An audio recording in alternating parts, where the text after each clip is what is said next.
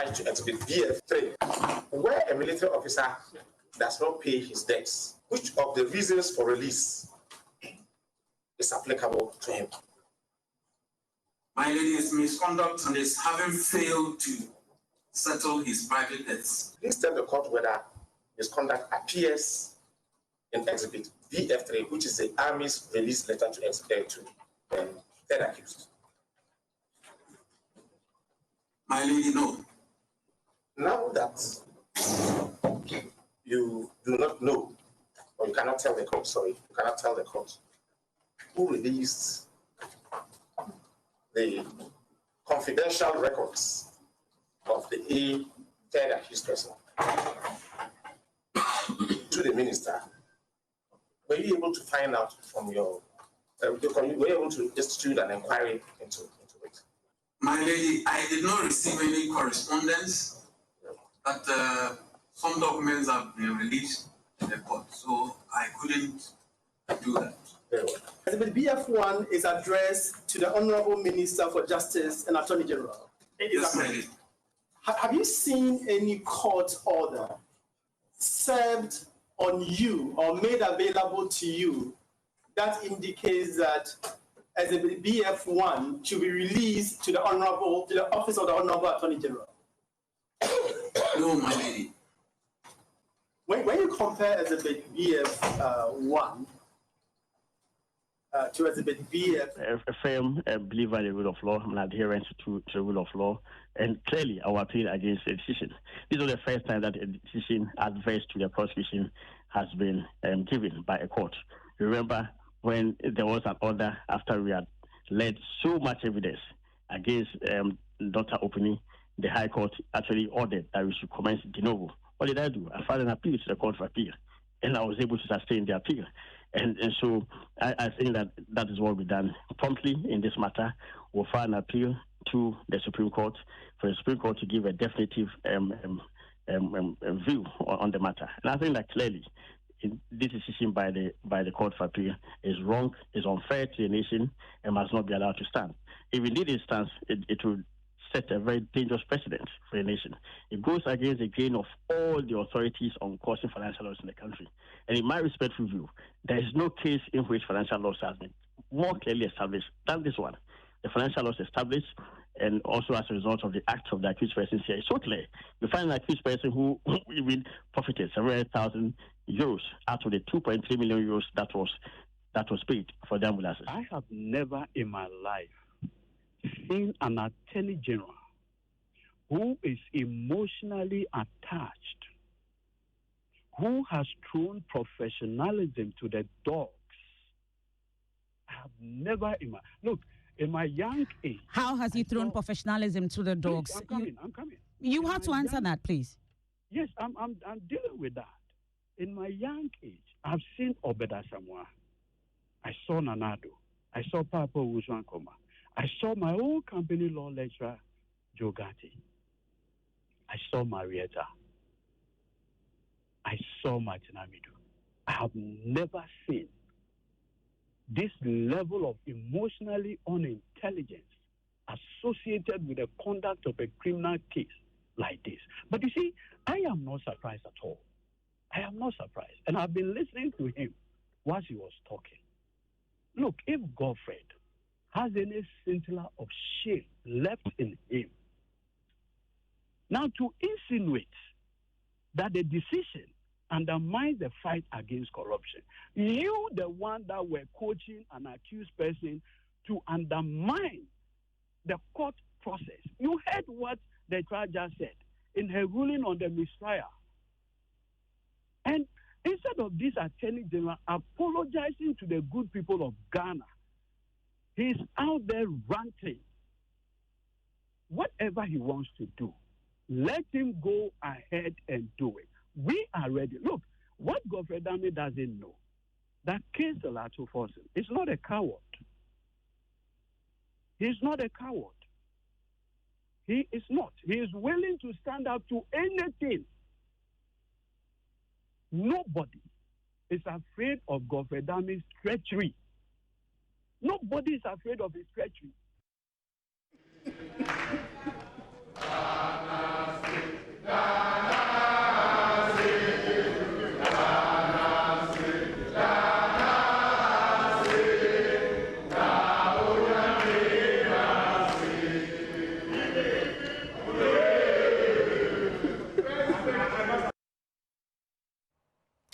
Right. So parliamentarians, the minority side, minority group, because this parliament does not exactly have a minority, celebrating the judgment of the Court of Appeal acquitting and discharging Ato Jakpa and Richard Jakpa of the charges of causing financial loss to the state willfully and misappropriation or application of state resources, so to speak. Before them, for the benefit of our radio audience, you had Godwin Eduji Tameklo, a young lawyer with impressive record so far at the practice. Then you had before him the Attorney General, youngest ever in the history of the country, with a considerable record in the Republic.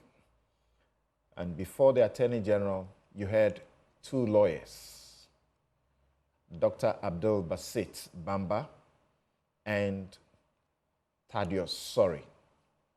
If you ever get under cross-examination under them and you survive it, you should thank God.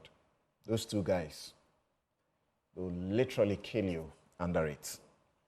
My guests are in the studio. Sami Jamfi is National Communications Officer of the NDC. He's a lawyer. Joseph Dindiok Penka is former Deputy Attorney General and Minister for Justice, and also former MP Tempane. Bobby Banson is lawyer and lecturer, Ghana School of Law. He's the author of 2 legal texts within a very short space of time in civil procedure and commercial arbitration. Joining us on Zoom will be Xavier Kuji, the Public Relations Officer of the Ghana Bar Association, that have been criticizing the Attorney General. And some people say, okay, now we can see that the GBA is being fair.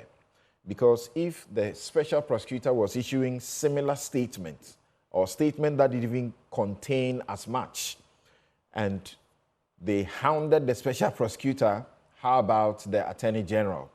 And they have minced no words about it, that the Attorney General's statement is wrong. We'll have them justify it this morning. Gentlemen, good morning and welcome to the show. Good morning. Good morning. What a panel. The week that the affirmative action law was passed. That's a shame. Anyway, the next panel, women with sufficient gravitas, will join us to ask what difference the affirmative action and gender equity bill passed into law will do. Let me commence this discussion by doing this. Professor Stephen Kweku Asari, he's also known as Kweku Azan. This is his summary of the 125-page judgment of the Court of Appeal. And it's a very brief summary, so let me read it to you. He says, the ambulance judgment without tears, making it simple for you to appreciate. 1, the court concludes that no reasonable court focused on justice would have found that the defendant, that's Jakpa and Kesilato Forcing, had a case to answer. 2, the contract in question is between the Ministry of Health and Big C, the Dubai-based company. 3, the Ministry of Finance merely facilitates the contract by authorizing the letter of credit and does not become a party to the contract by doing so. 4, nor does the Ministry of Finance assume any responsibility for the quality of the goods delivered or even ordered. 5, if the delivered goods are non-conforming, it is the responsibility of the Ministry of Health to exercise its contractual remedies. 6, failure to do so potentially causing financial loss to the state places the criminal burden solely on the Ministry of Health and not the Ministry of Finance. That's the ministry Ato was deputy for authorizing the letters of credit. 7, the Ministry of Health has a contractual duty to mitigate damages. This is important when the contract morphs into the criminal arena and issues arise about financial loss. 8, if a deputy minister signs a letter of credit on behalf of the minister and the minister does not contest the delegation of authority, it is unreasonable to assert that the deputy minister had no authority, as the prosecution was asserting in this case. 9, if the prosecution claims the deputy minister lacked authority, this negative framing cannot shift the burden onto the deputy to prove his authority. The theory that it does is perverse. It is always the burden of the prosecution to prove what it alleges. As we go through the judgment, you'll find that he's stating exactly what the court had to say. The agent of Big C, that is Jakpa. Jakpa is agent. Big C is what we call in law the principal. The agent of Big C cannot bind the state. He was compensated by his principal following a court order. 11, and finally, it is perplexing that the agent faces charges of willfully causing loss to the state, especially when the basis of his being asked to open his defense differs from the original charges. Let me begin with Xavier. What do you have to say about this judgment? As far as you know about the case.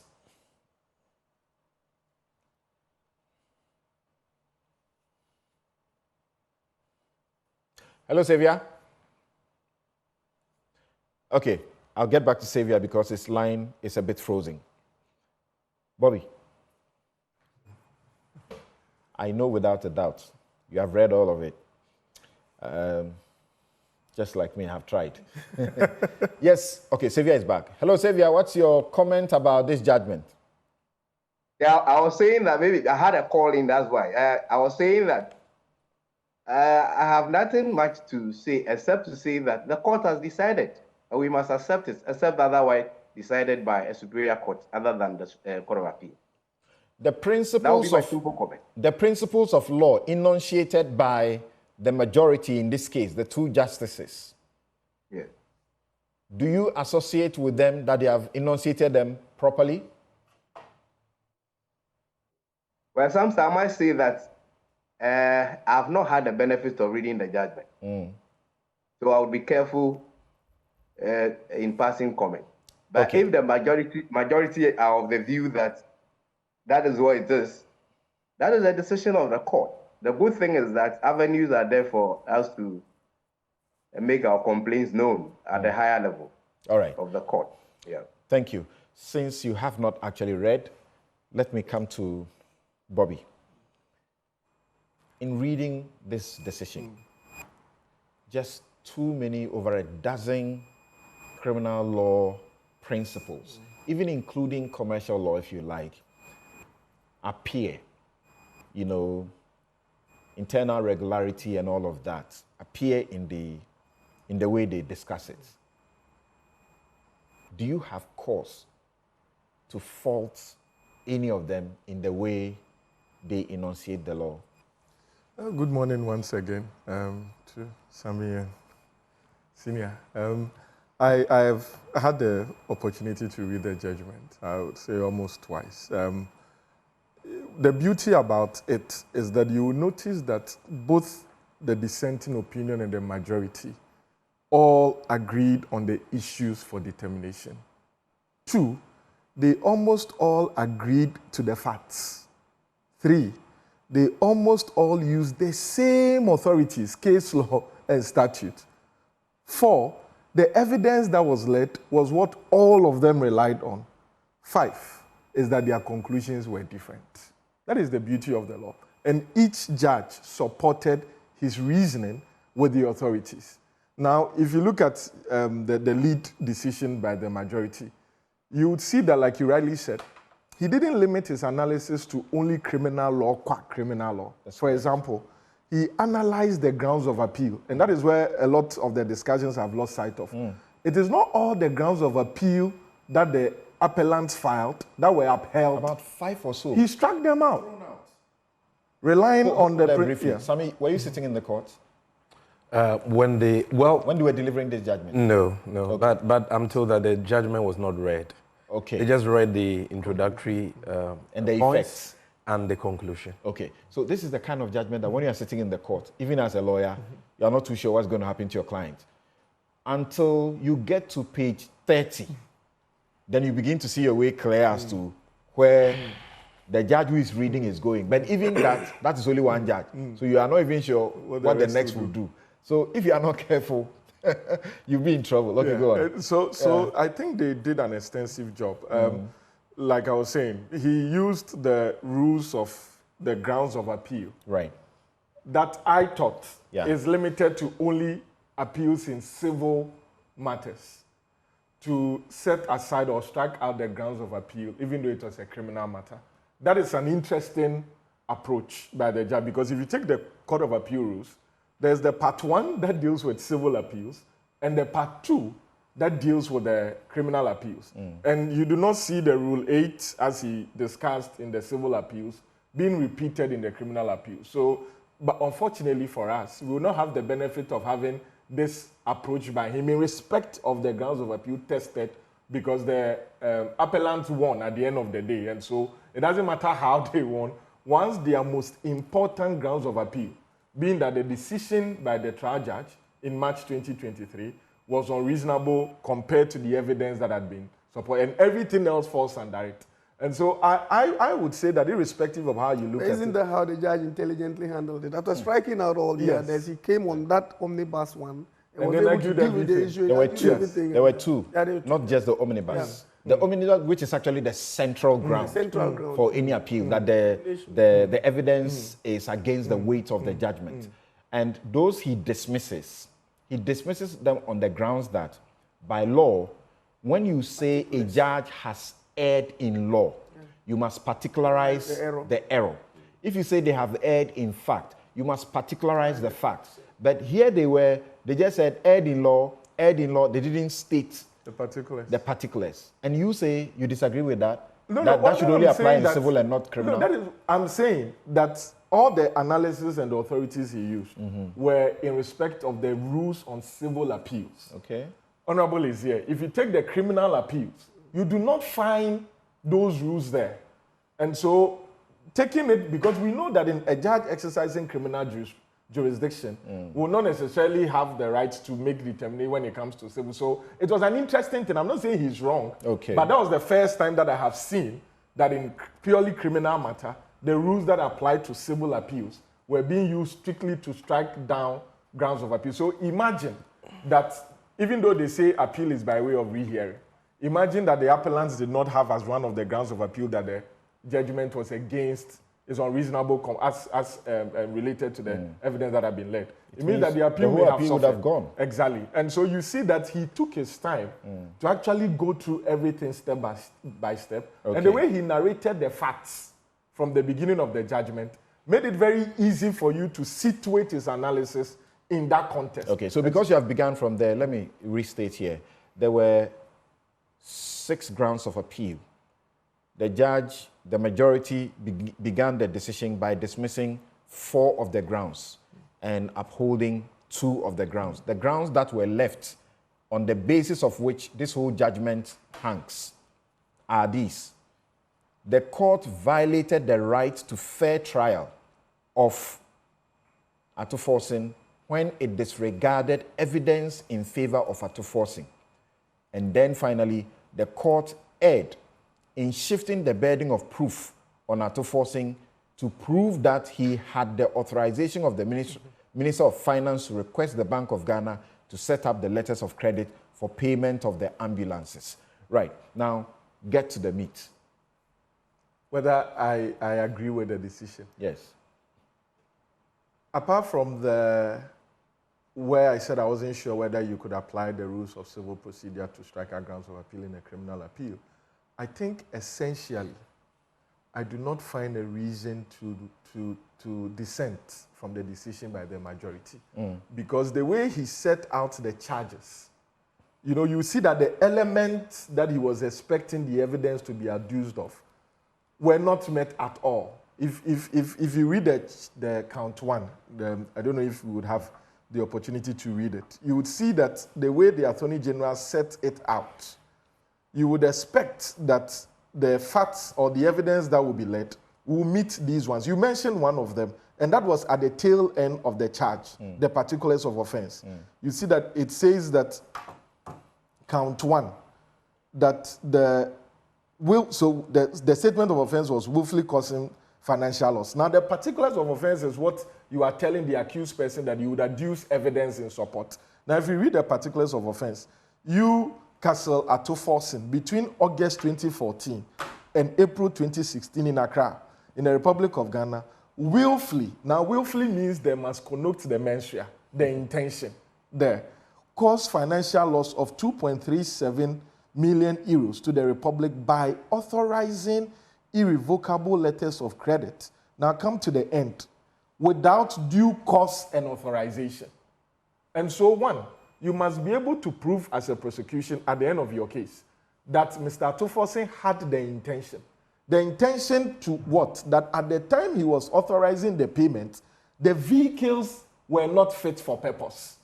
That is the first proof, that at the time he was authorizing the LC, the vehicles were not fit for purpose. Two, you must be able to prove that he did not have the authority to authorize the LC. And so if you come to court and then your evidence shows that, one, he was only playing the role, and that is essentially where the court started from, in his official capacity as the Deputy Minister for Finance, and that he was not responsible for the contract. He did not play any role in the contract, not before, not after.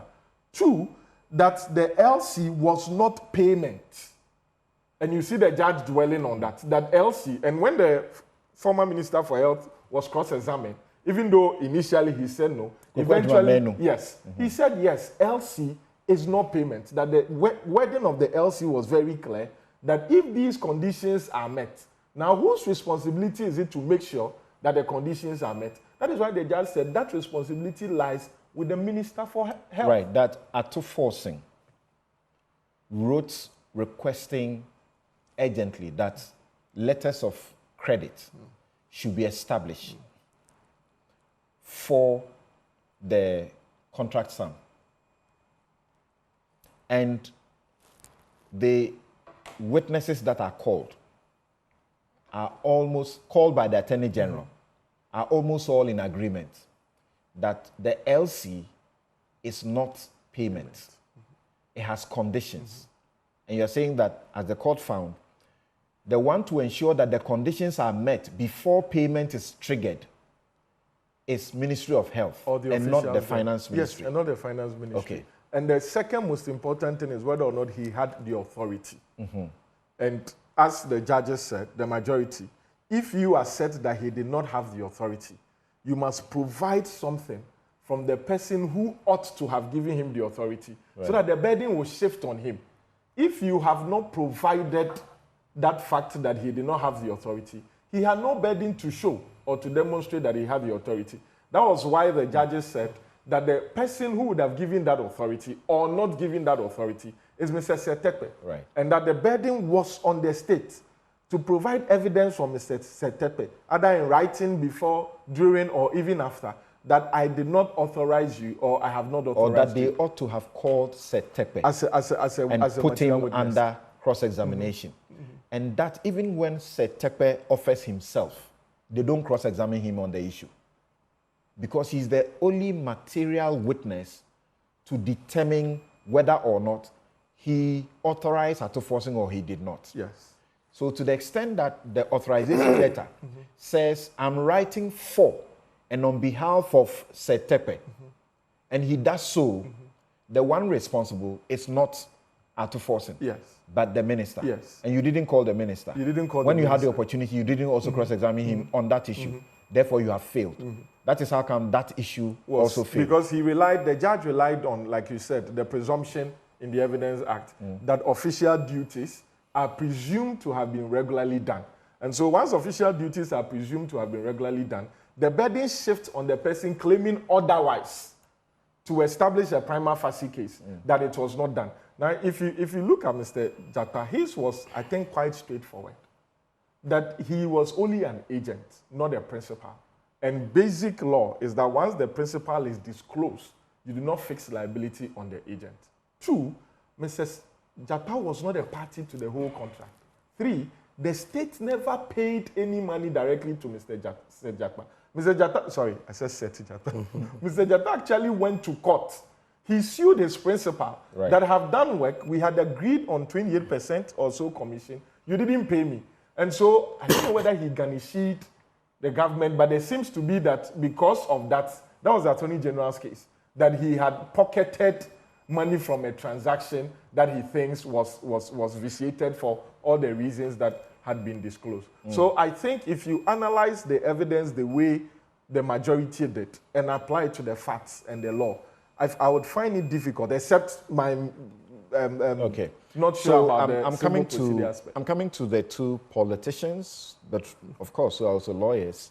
But before we do so, do you hear the judge, the majority saying that, dear state or attorney general, you actually have the opportunity to recover your money if you really think that your almost 4 million euros is lost, because the people you should have pursued, you didn't pursue them. You ought to have pursued Big C. That's the principal. And you ought to be pursuing the Ministry of Health and not the Ministry of Finance. The Ministry of Health, there was a director. The chief director, I think. Who the state put a nolle prosequi and got him off. So he wasn't prosecuted. Do you think there's still opportunity for the state to go after perhaps Big C or whoever it is in civil recovery? And I don't know why that has not been done. Because as the judge rightly said, as we speak now, the ambulances are there. And the evidence adduced was that Big C had written a letter acknowledging the defects and saying that we will send technical men to remedy it. It was they said there was an expert opinion from Silver Star also that said that the vehicle itself was not meant for that purpose. It means that Big C from the beginning has misrepresented the quality, the fitness, and once Mr. Sedbefia at that time, immediately the ambulances were collected, wrote to Big C. He had satisfied all the conditions, except that I have not had the benefit, and I think the judge said it, of the agreement that was signed between Big C and the Republic of Ghana or the Ministry of Health or whichever state agency signed it to determine the ambit of the civil liability, whether or not, since it was in 2014 or 16 thereabout, whether the issues of limitation would fall in play, which law would be applicable. And so that is what, if you don't have the benefit of all of those things, on the face of it, the state would have an opportunity to go subject against Big C, subject to the limitation and whatever the terms of that contract was. So, as disclosed by the judgment, by the contract, there was supposed to be an on-site inspection. So when the Big C wrote to Ghana and said, you are complaining about defects for was it 20 or 10 that had been brought in? For defects in the first consignment that had been brought in. I'm looking and I will shortly tell you that was 10 ambulances, or there were about 20 that had been brought in. And they said, look, yes, we agree. You are saying there's certain medical component that should be in this Benz, but it is not. And they said, but it was your job to come to where it was to inspect, according to the contract. And you didn't come to inspect it. And at the time you are complaining, they said another consignment was already on its way and had been shipped 15 days after the letter, before the letter had reached them. Then there was a third that also came, and all of them came to Ghana. Before Alesegbefia now decides to go to the place to inspect at their place. And when they inspected, they agreed that we are bringing a number of our engineers to come to Ghana to remedy the effects. I don't think that would take away liability from Big C. The reason being that they were also a contracting party. I mean, you have made representation as to the quality of products you were supplying. Even though the buyer has an obligation to beware, it doesn't take away your obligation as a seller to represent the fact as it is. Right. And so the fact that the buyer did not come to inspect doesn't mean that you intentionally, on purpose, decide to supply products that were different from what had been represented, or maybe the samples that were even shown. That's so right. I think that if subject to the issues of limitation and the specific terms of that contract, the state is minded to still pursue Big C, there's definitely an opportunity for them to do that. Okay, thank you. Now, Sami Jemfi.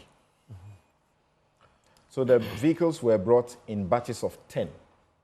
First 10, second 10, and third 10. A total of 30 vehicles at the cost of 2.370. What's your reading of this decision?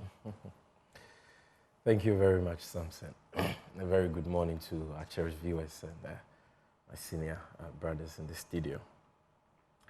The judgment delivered by the Court of Appeal on this matter is a vindication of the truth. It is a vindication of the rule of law. You see, I am one of those who took time to follow this matter keenly. And I have studied various processes filed in this matter, in the various decisions that the court has given relative to this matter. And it's been very clear to me right from the get-go that this case was nothing but a political witch hunt. It was nothing but a clear case of persecution against a leading member of the opposition who is deemed by the government as a stumbling block to their bad decisions in Parliament. They just cooked this case to intimidate him, to kick him out of Parliament, in the hope that there will be a by-election that they can influence with money, because according to them, fantas are cheap, as the third accused disclosed in the course of the proceedings.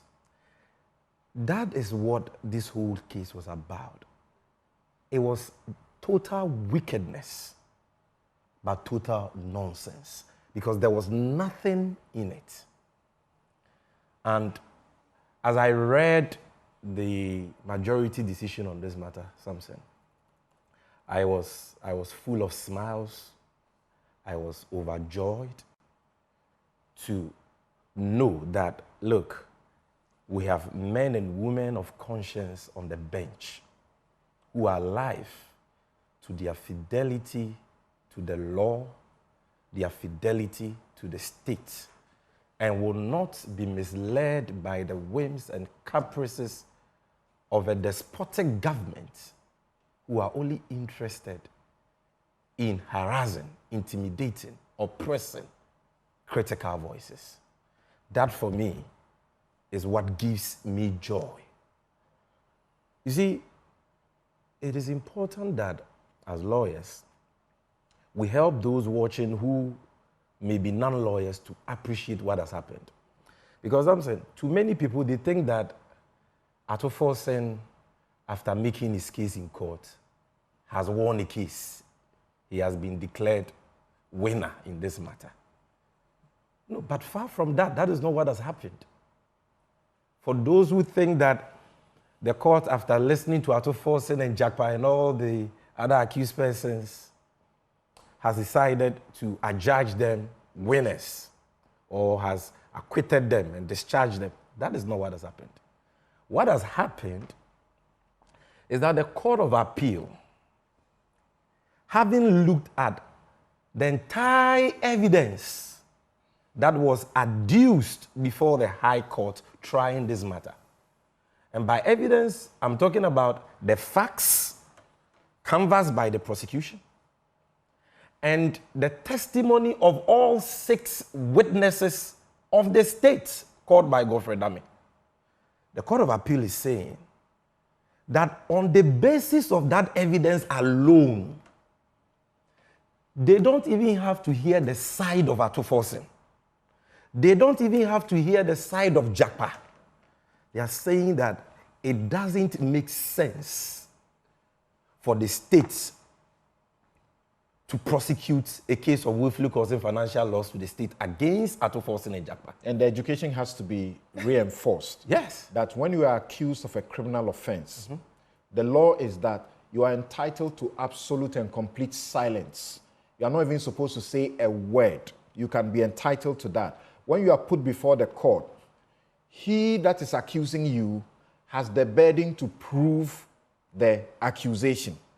So when they bring their people and they go through, and at the end of their testimonies, you take the view, or the court takes the view, that they have not made a prima facie case against you, you should not be called to also be heard, your side be heard. That's what he's saying. Exactly. It's not as if the Court of Appeal said, as for this case here, don't call these people. Yeah. It's the process. In other words, the Court of Appeal is saying that they have not been able to adduce sufficient evidence to even warrant the accused persons to open their defense. That's right. The case is so frivolous, so bogus, so baseless and useless that the Court of Appeal is saying that the accused persons need not open their defense. I am not saying it. This is the Court of Appeal. And this is what we've been saying all along. To say they are saying it's so bogus, it's so frivolous. You see, I am even being charitable because Justice Akabuafo, my Lord Justice Akabuafo said, he doesn't find a logical, that is the word he used, a logical connection between the evidence and the finding that a prima facie case has been made against the accused person. Logical connection. I mean, how else can you explain this? It means that the case is so bogus. I don't recall the last time that the Attorney General took a criminal matter to court that the matter did not cross the threshold of submission of no case. I don't recall. This is what we've been saying all along. Do you mean like a case that is being prosecuted by Dame himself? Once it's a criminal matter. No, but criminal matter, there's a number of them that the Attorney General prosecutes. And we win submission of no case many times, so it's not the case. No, in recent time? Very recent, yeah. Like which ones? We are in practice, so we can say that. No, which ones? No, I'm saying I'm talking about a case like this where the Attorney General has taken a matter to court. So qualify it. No, like a political prosecution, exactly. a political or public interest matter. Public interest matter like this. Right? Because obviously this was a matter of considerable public interest. That's right. Where the Attorney General himself has gone to court. He is the one prosecuting the matter. And the Court of Appeal says, look, this matter is so bogus that it cannot even cross the submission of no case threshold. The accused persons need not open their defense.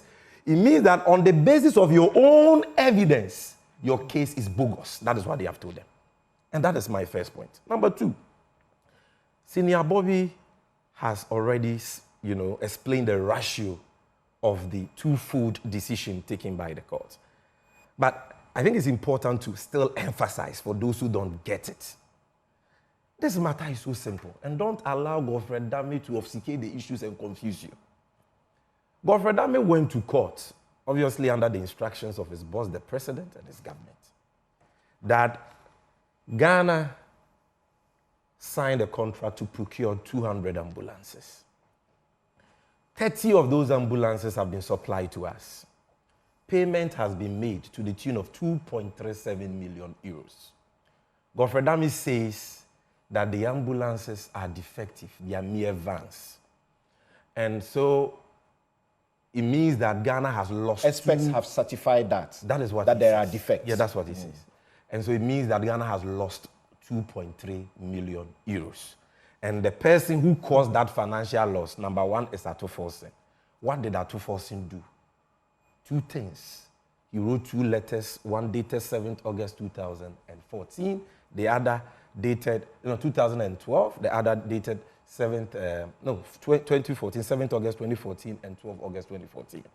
And these were letters directing the central bank or requesting the central bank. Because directing... Exactly. Instructing, rather. It was agreed that was requesting the central bank to establish a letter of credit. Okay.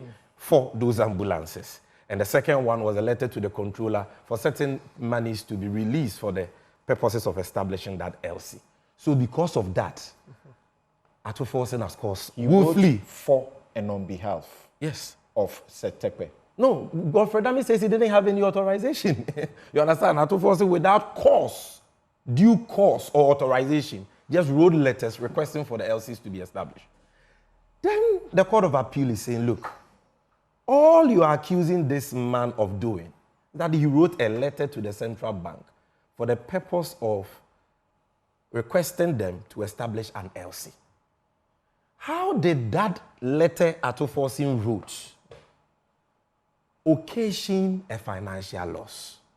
Because the letter was to request for letters of credit to be established in favor of Big C. An LC is not payment.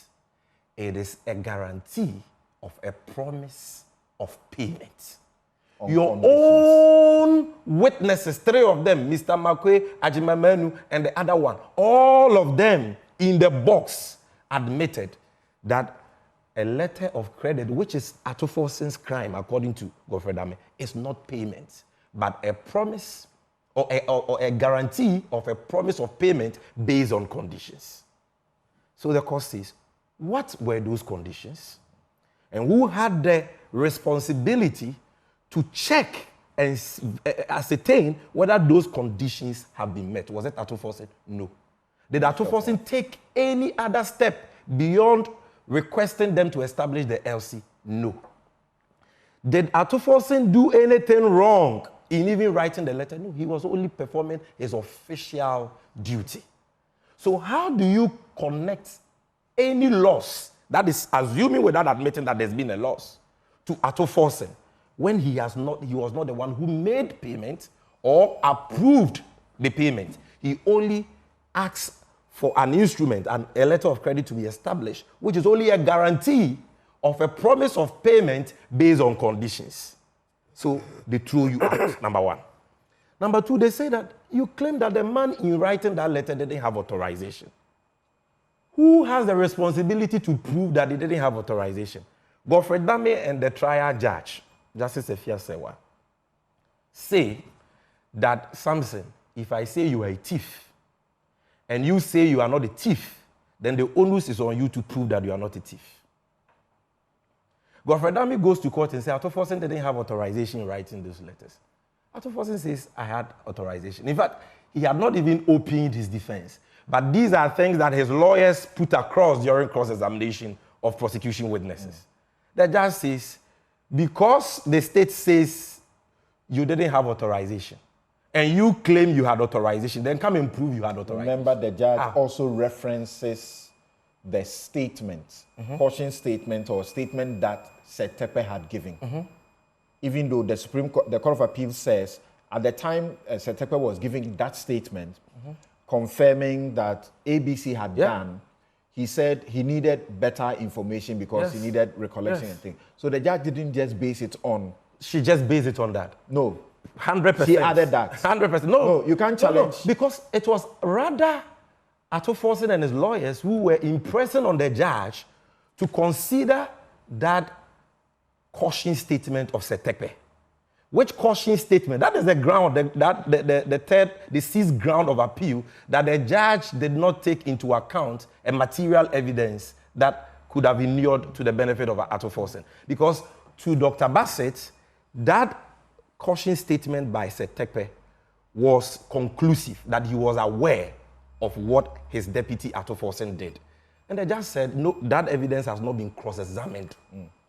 That there You has been understand? an inference made. Exactly. But it does not meet, that inference does not meet the test. Exactly. For establishing if you a prima read, facie but if you read okay. that ruling of the judge, she lays out the law in her view, which is that when a party asserts the positive and another asserts the negative, the onus is on the one asserting the negative to adduce evidence. And my lord, Akabuafo and Bright Mensa were very clear that that position is alien to the law. He who alleges must prove, especially in criminal matters. The accused person has no duty, no responsibility to participate or to aid in his own prosecution. So if you claim he had no authorization, prove it. There was no evidence on record, Samson. No evidence.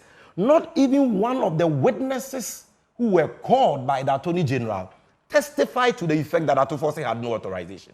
No evidence. And yet the judge says, Ato, come and show that you had authorization. The Court of Appeal says this was travesty of justice. It should not have happened in the first place.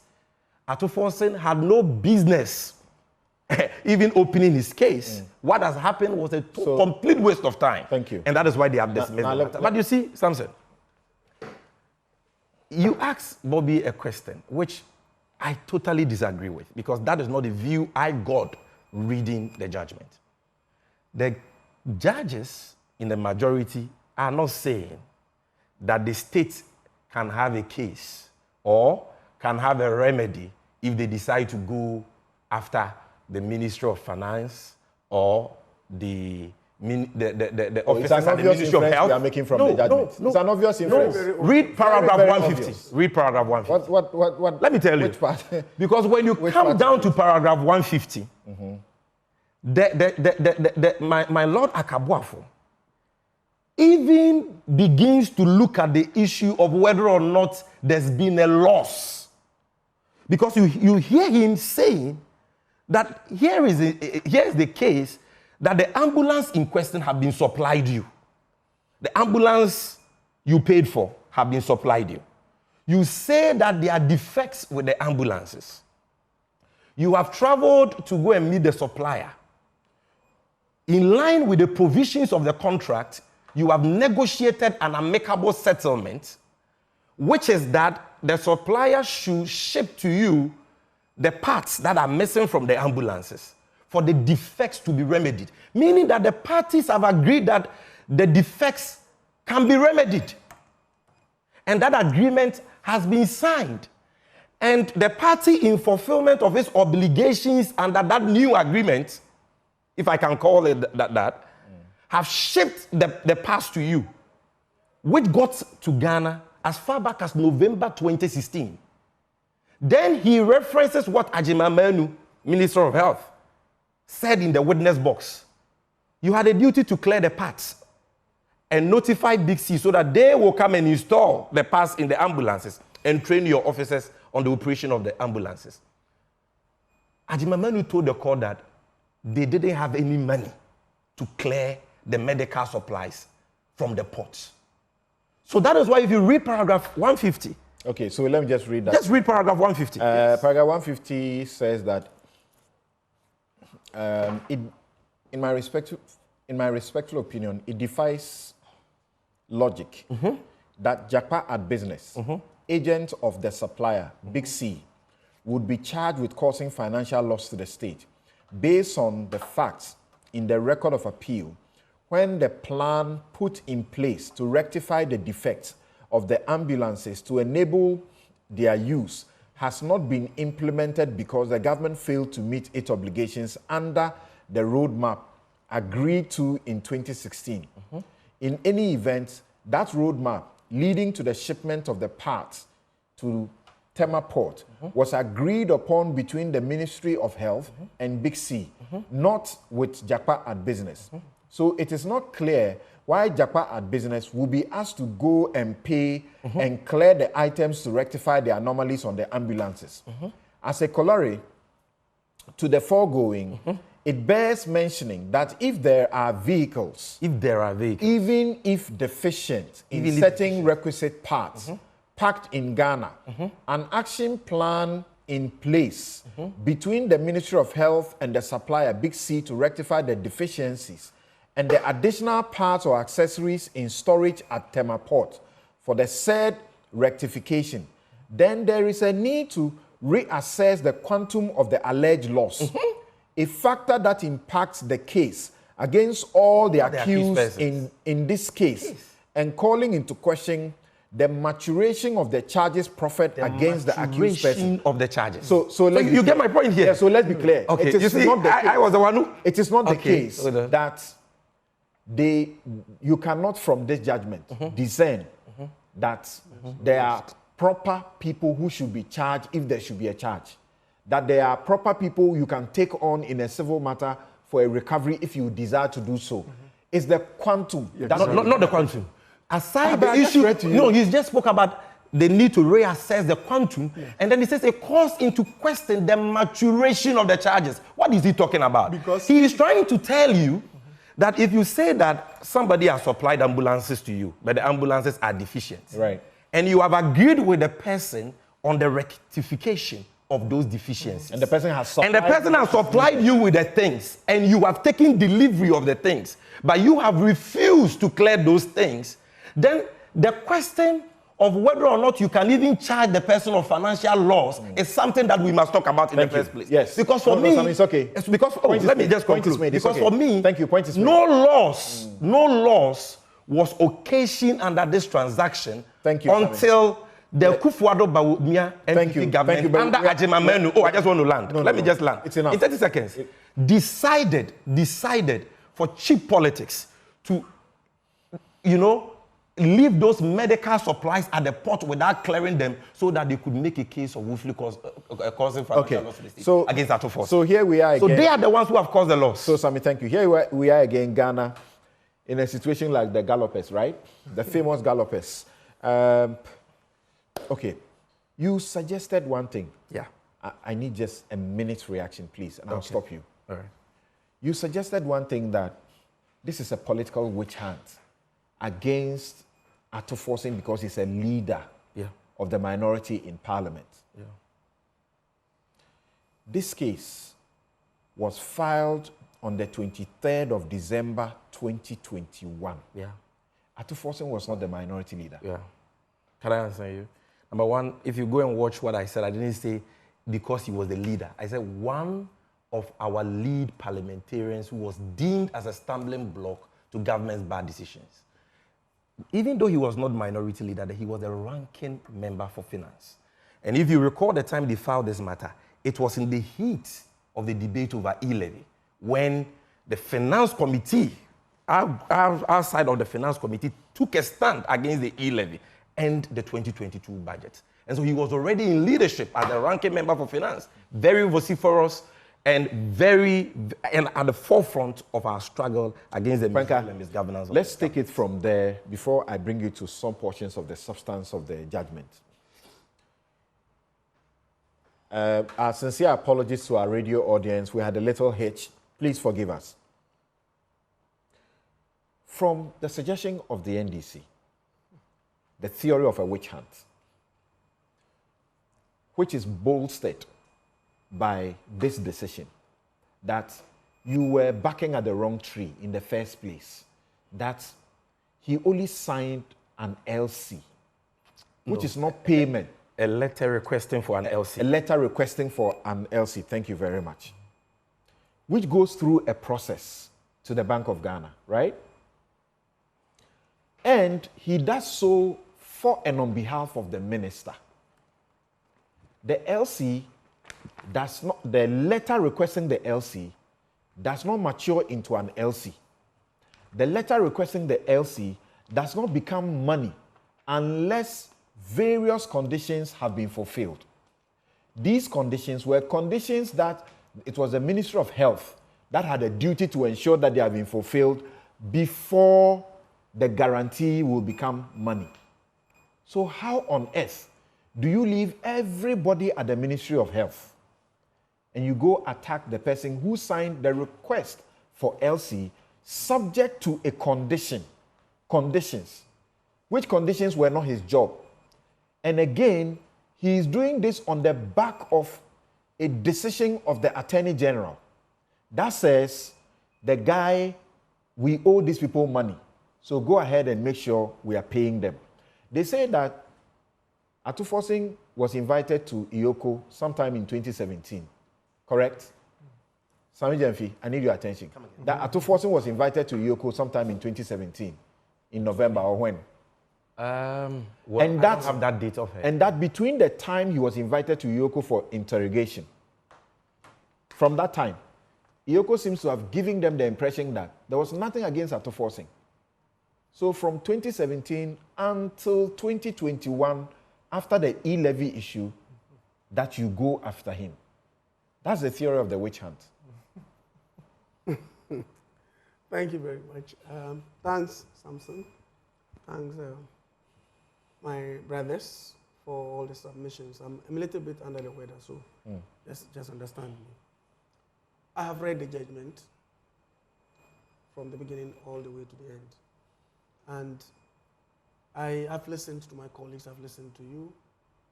But it's one thing that I just thought that I put in perspective. It appears that none of them said anything at all about the dissenting opinion. He did. Did he? Yeah, he kept holding the balance. Yes, about the dissenting opinion and all that. And you see, in law. Can we do it the way I have asked you? Let's go by that approach, where he ended.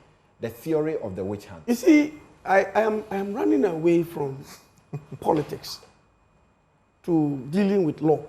The person is a politically exposed person. If you want me to speak politics, the person is a politically exposed person. You know person. My style, Samson. Samson, you know my style.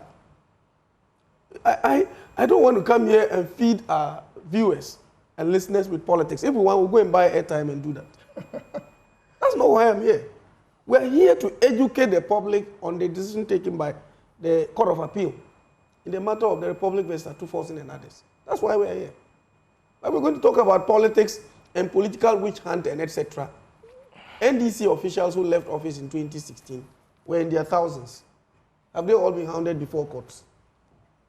Please, so those contexts, I don't want us to always belabor the point and create the impression as if somebody is picked from home and charges proffered against him and he's asked to go to court and answer. That's not the case at all. There must be a reason. I mean, of course, no smoke without fire. Something will trigger it. It may be trivial. It may be serious. You can look at the circumstances of each matter and remember that the judgment as to the prosecution of a case or otherwise is determined by the Attorney General and his staff. It's a political decision, so to speak. If they are convicted that they are supposed to prefer charges against you on the basis of a set of facts and their own analysis, they go ahead and do so. Look, there is so much to this case that you may not even know. No, it's come before me before. This particular matter, when I was Deputy Attorney General. It came before me. You know, and I'm being very honest with you. Damig made a determination that there was a case for Ato Forson to answer. That was why he went to court. Now, if you read the judgment... Let me ask, even though I know you will say it. When it came before you, what was Let's move ahead and deal with the issue. Deal with the issue as it is, you see. When he made the determination that Ato Forson was supposed to answer and he went to court, indeed, the trial judge agreed with him. That was why the submission of no case was dismissed. Again, even when the appeal was made, one of the judges dissented. So those who are wishing it away as if it was a complete frivolity and that he concocted something and ran to court. So think about that. That even the court, the first court of instance agreed with him, and even in the appeal itself, one of the justices agreed with him. The first court of instance is a sole judge. Yeah, that's what I'm saying. To the three wise men. So I'm saying the three wise men that you use. So let's keep to I agree. But you see, it wasn't unanimous, isn't it? There are some cases that we go to the court of appeal. You don't need unanimity to have a parliamentary approval. You don't need unanimity to make a judgment. Samson, you are running away from a basic fact that I want to draw attention to. When there is a dissenting opinion in every judgment, okay, sometimes it can constitute the basis for which the other party that lost will go on appeal. Then it shows us that dissenting judgment opinions can actually become the rule. Absolutely. So the fact is that when Dami says he's going to go on appeal, we should allow him to exercise his right. If Ato Forson did not exercise his right of appeal, will he be acquitted? That's the question. He exercised a right. He went on appeal. He got acquitted. The Attorney General says that acquittal is wrong. So he's also going on appeal to the Supreme Court. And that is why we have the Supreme Court. Sometimes I even make a comment that there are sometimes some decisions of the Supreme Court itself, if there were appellate courts above it, they will also be overturned. That's a fact. I make those statements. But until the Supreme Court makes a determination on the matter, we cannot come to the conclusion that what the Court of Appeal has said is holy and must not be touched. And remember that several times... The courts do have finality, but they don't have infidelity. What did I want to say? Infinity? No, I know. What they say is not the last. Yes. I understand what you're talking about. Whatever decisions are churned out by the courts, we still have the right to criticize it. You know, as we can run commentary and then proffer our opinions. And remember that even if you read the judgment, he kept saying it. In his opinion. That's his opinion that is actually enunciated. So what I'm saying is that to wish it away completely and say that there was no substance in it, it was a political witch hunt and etc., is below the belt because of the circumstances from the trial court through to the Court of Appeal and the decision that has been taken. I wanted to say, they do have finality, but not infallibility. Of course. Yeah, not infallibility. Of course, infallibility is not attributable to man anyway. Correct. I mean, because we are all fallible as we do. We err as we do, and we learn every day anyway. So to come to the conclusion, as we want to portray, that everything right from the beginning had been frivolous and it was like a set of facts brought together to persecute him for his vociferous nature. In fact, there are more vociferous persons in the NDC than the Honorable Ato Forson. Let's stay within the four walls of the judgment now, because that's what you want to do. Absolutely. I'm not going out of it. Since you want to do that, the majority opinion, what do you say? It says, you went attacking a person you shouldn't have attacked. Yes, I have. And that there is no basis whatsoever in law to have attacked that person. Let me tell you, their position is defensible. But it doesn't necessarily mean that I agree with them. But it is defensible. As a lawyer, you're a senior lawyer with almost 16, 17 years at the bar, correct? Yes. Is it 17? 16. 16 years at the bar. Yeah. When you hear what they say, the law of principal and agent, when the agent commits sins, who is fixed with liability for the sins of the agent? No, but generally, who is fixed with the principal? Thank you. So that's what they have told you. Yes. Then they tell you in this case also that, so it is BC you should have gone for and not the agent. So which you just confirm, you agree with. Then they tell you also that the Ministry of Finance could not have ensured the payment. To have the payment made, it is the Ministry of Health that would have said, okay, on the basis of the LC, which has conditions, the conditions are that Big C must fulfill A, B, C, D. Big C has fulfilled A, B, C, D. Please go ahead and pay. Ministry of Health, that was their job, not the Ministry of Finance. That's so what you cannot attack Ministry of Finance, but Ministry of Health. Do you agree or you don't? You see, what I will agree with that to a certain extent only is that I think that the prosecution of the persons who are there now and who made the appeal and won the appeal, there should have been other persons added to them. My opinion is that it will not vindicate Ato Forson completely, but other persons should have been added to the list for prosecution who were left out. Officials of the Ministry of Health definitely were a necessary part of this, in my candid opinion. Because if you look at the arrival of the vehicle, the defects that were detected, and then the pre-shipment and all that, the inspections that were supposed to be conducted, it wasn't Ato Forson who was supposed to do that. It was supposed to be the Ministry of Health. And if that was not done, yes, and certified as having been done, yes, payment would not be made. Yes, of course.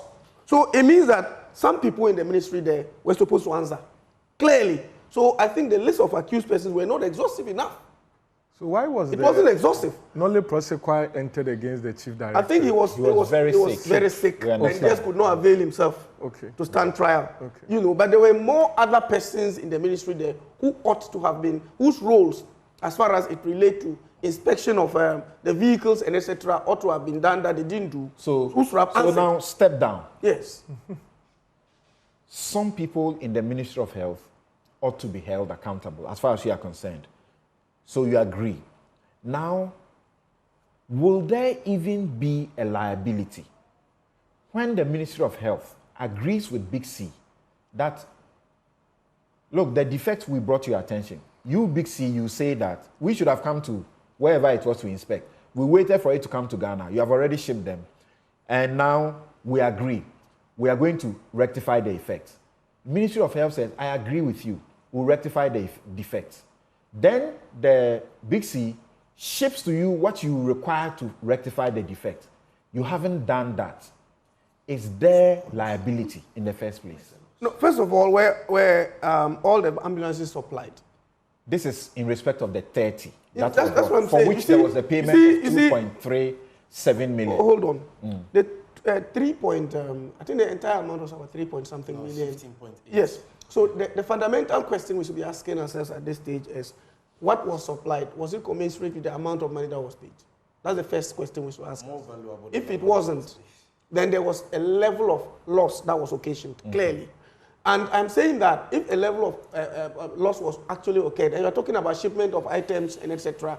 by the principal party to Ghana to remedy the defects, and that one will bring us to some civil liability and etc. and no criminal consequences. But the criminal consequences are basically as a result of the fact that the conduct by the judgment of the Attorney General had led to losses to the state, which ought to have been presented. And hold on.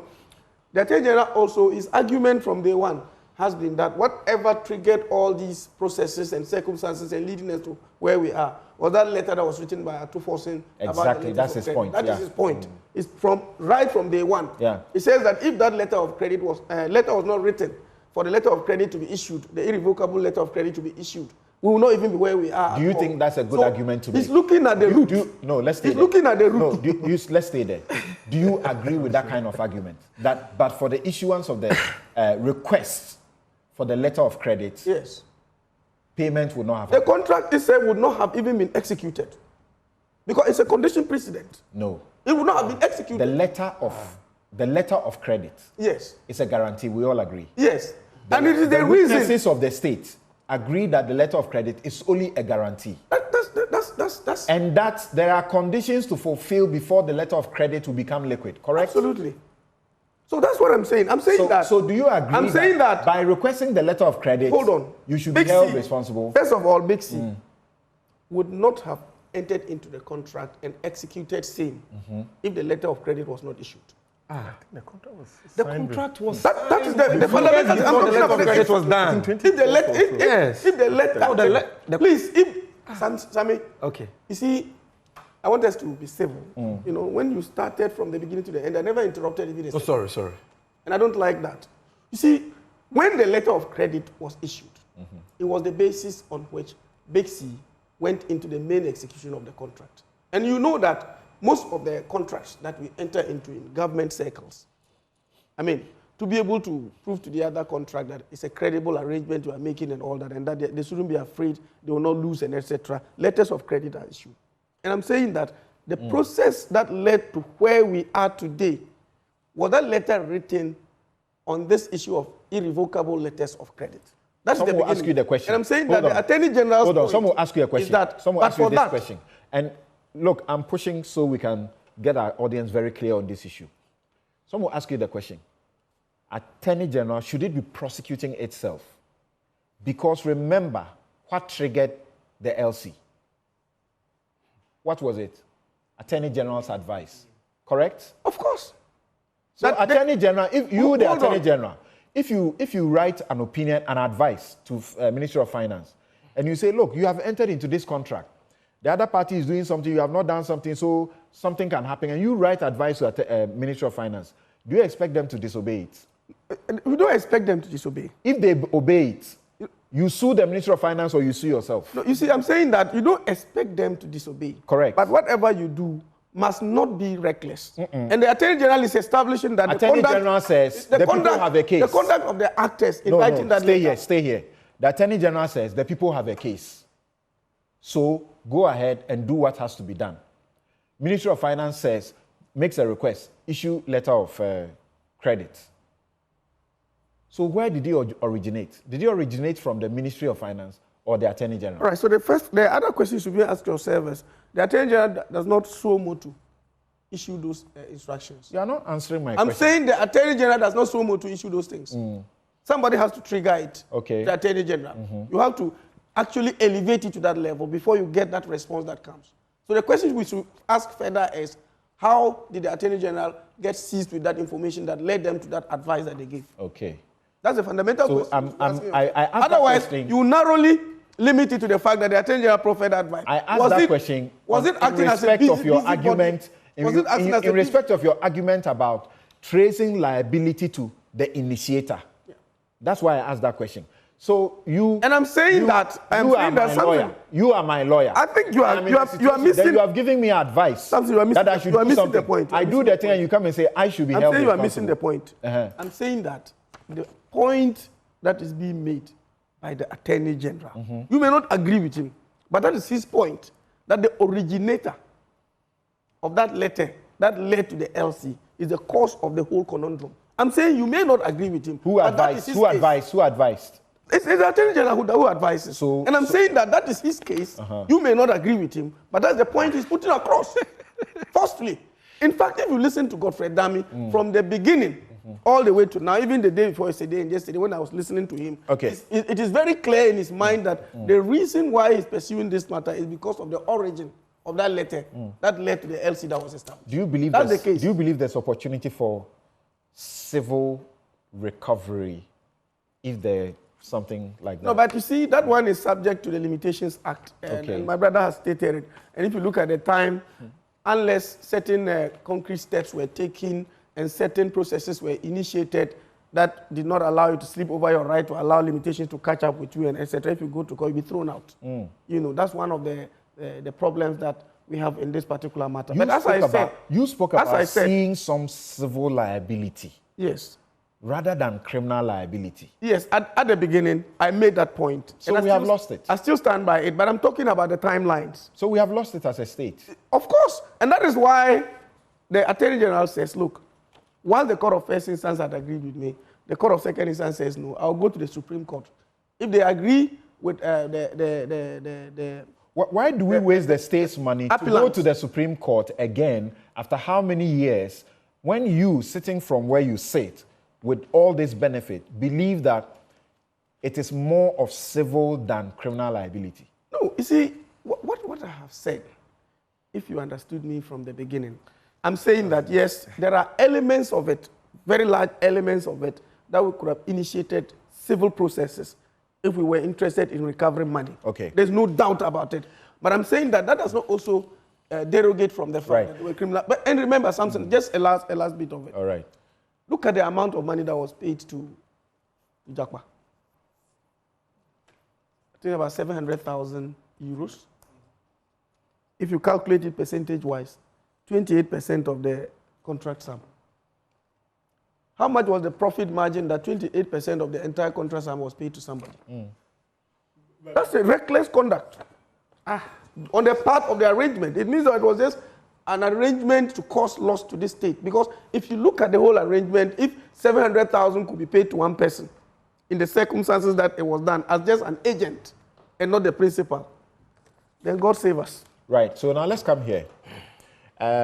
Xavier, I know you are there and there's a portion you are coming in to close us about the Attorney General's statement he issued, which some of you don't like, and you are also criticizing him for issuing that statement in that tone.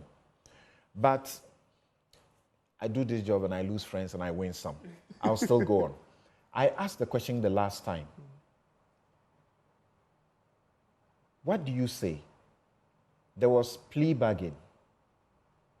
And we understand that the plea bargain, it was Big C, the principal, that was seeking to pay 2 million out of the 2.37 million. The Attorney General refused the plea bargain. Plea bargain can be accepted. Doesn't mean you won't be found, you won't be held guilty. You may just lose going to jail, or you get reduced sentence, or something of the sort. My question is, presently we have lost. We've spent money, and we have lost completely.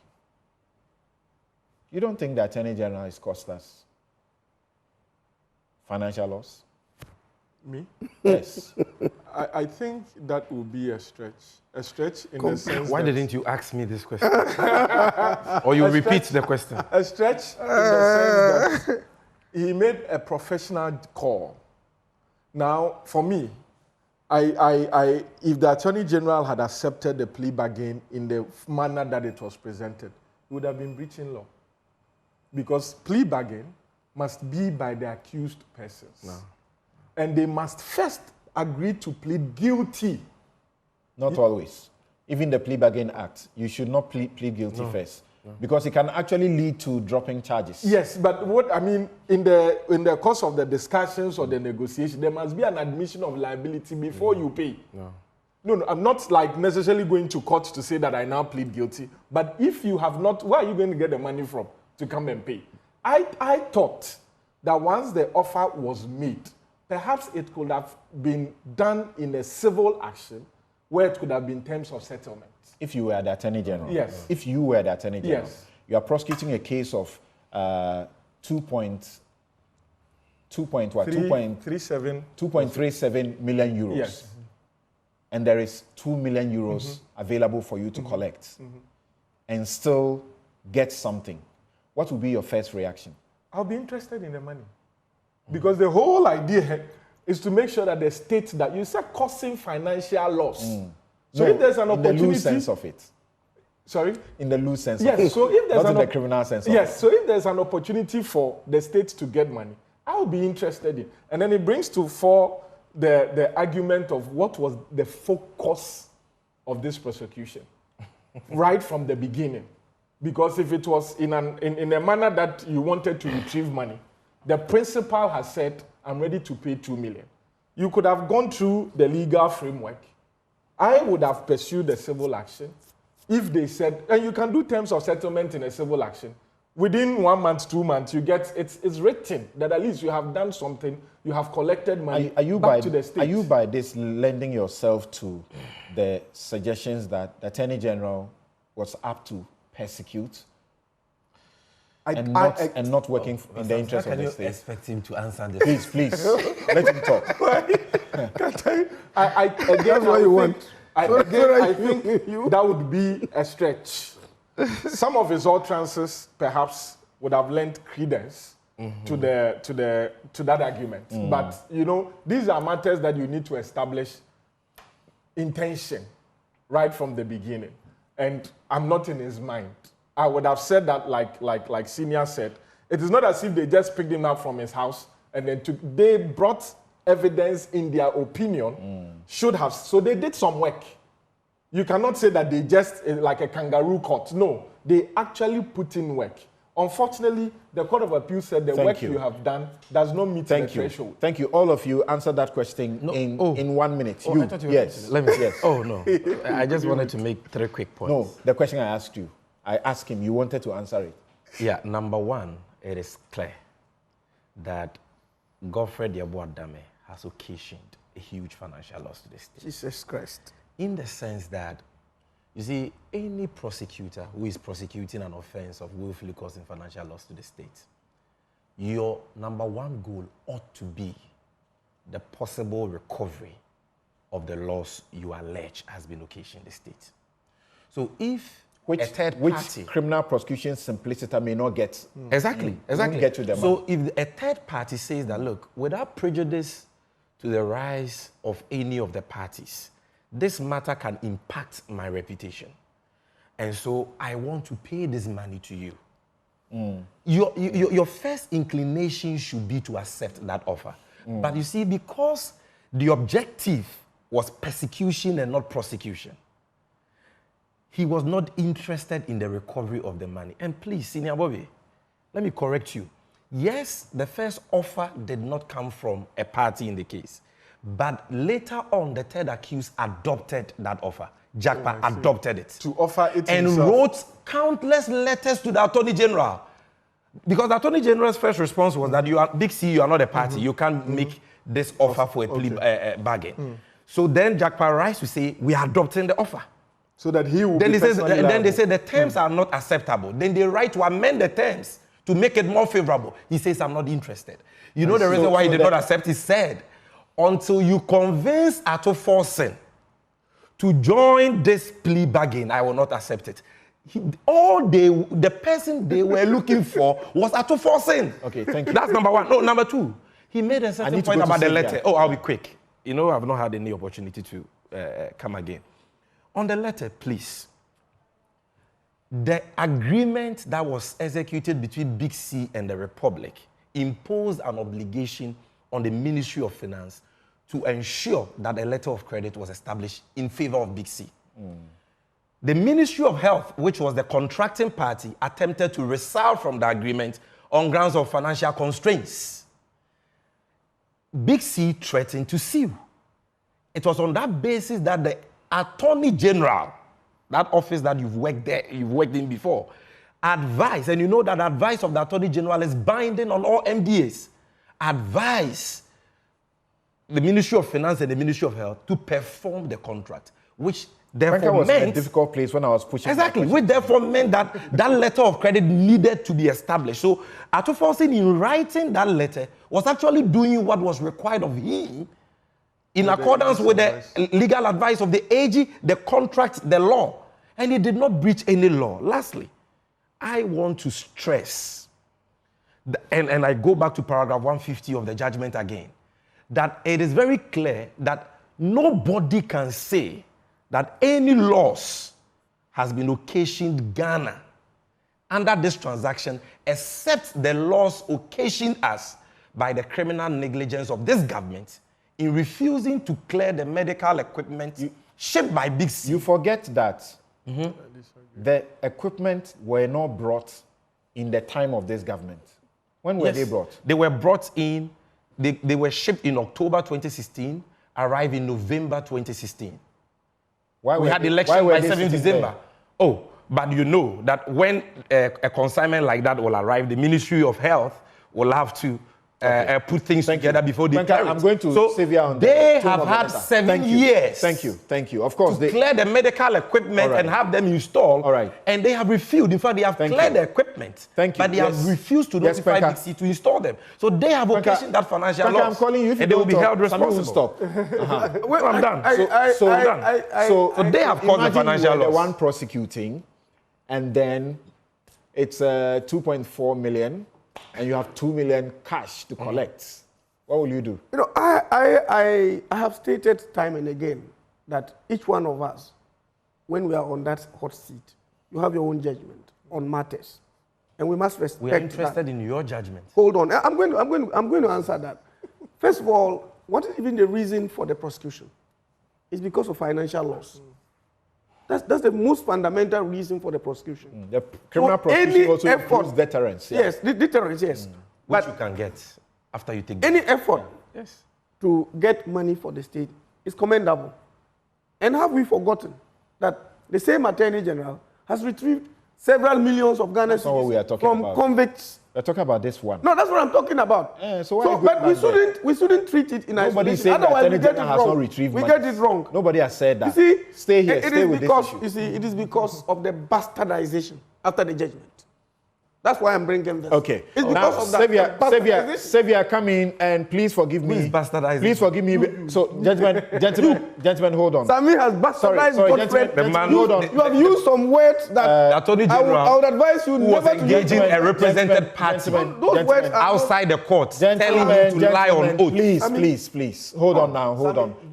No. Hold on. You would never have done this. Thank you for your patience. You know. Why is the GBA unhappy that Attorney General calls this judgment perverse and that he's going to continue to the Supreme Court to seek to overturn it because his conviction is that this judgment is wrong. Why are you criticizing him that he's doing something wrong?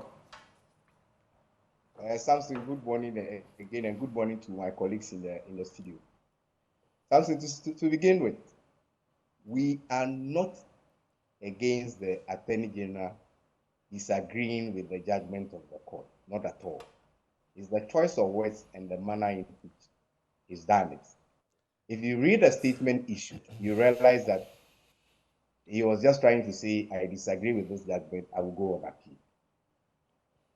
If he had just said that, I'm not sure we would have had problems with it. But to use words like is erroneous, is inimical, and so many others, that's where we have problems with. Because let us all try to have confidence in our judicial system.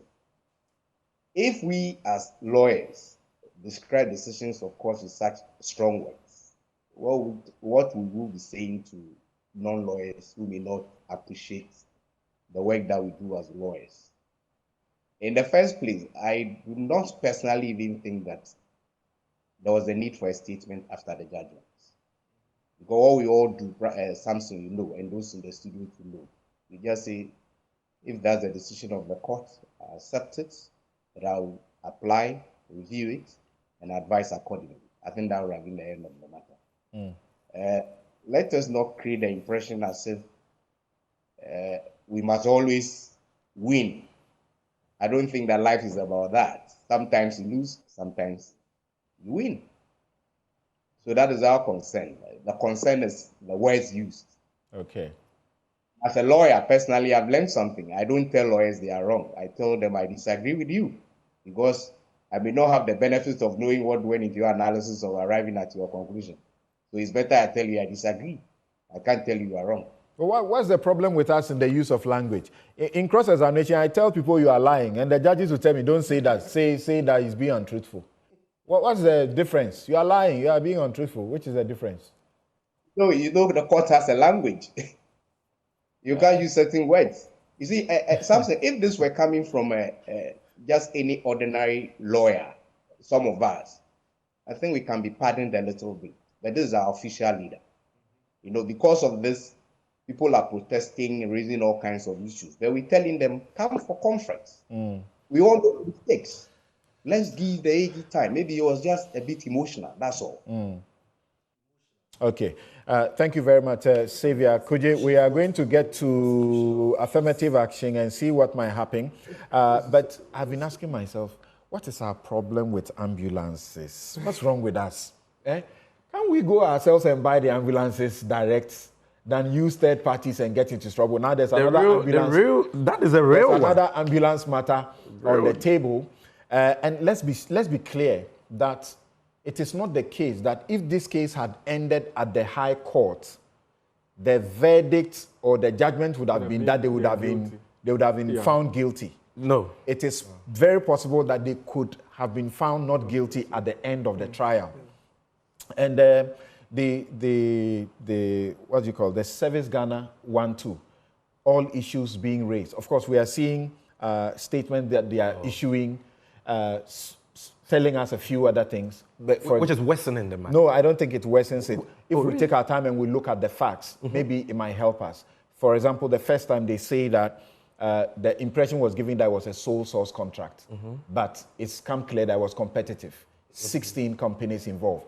7 eventually became a consortium and did it. There was claim that there was no value for money. They showed that there was value for money because their price was the lowest bid, about 130, and there was up to 300 from some other companies. The sole source part was less. No, the sole source part. Several other things. The sole source part had to do with the contract for the maintenance and servicing. Correct. Not the procurement of the ambulances itself. Correct. And that one is still sole source. They've not counted that. No. It's not. That's what they are saying. The maintenance? That's what they are saying. Oh. And the amount was attributed to as if a short period. They said it's 5 years period of maintenance of that amount. And they are saving the country about 50. Unfortunately, you don't have time. But US dollars. Or not at all. Yeah, 50 million. No, not at all. What they are saying. Every coin has two sides. No. Yes. This particular coin has only one side. I see. and that side is this. That side is All this. right, so the spare parts for an ambulance. We'll right back. Spare parts for an ambulance cannot be more expensive than the ambulances. Okay, so that's where you get it wrong because you don't listen to their explanation. What are they saying? You should listen. I've listened. I've read this Because statement. you are attributing a cost to one ambulance, and they are telling you that it's a 5-year period of maintenance. It's not just for a year or something. Oh, and the finance minister was already paid so let's go. That's not the issue we are discussing. We'll be right back. And has asked that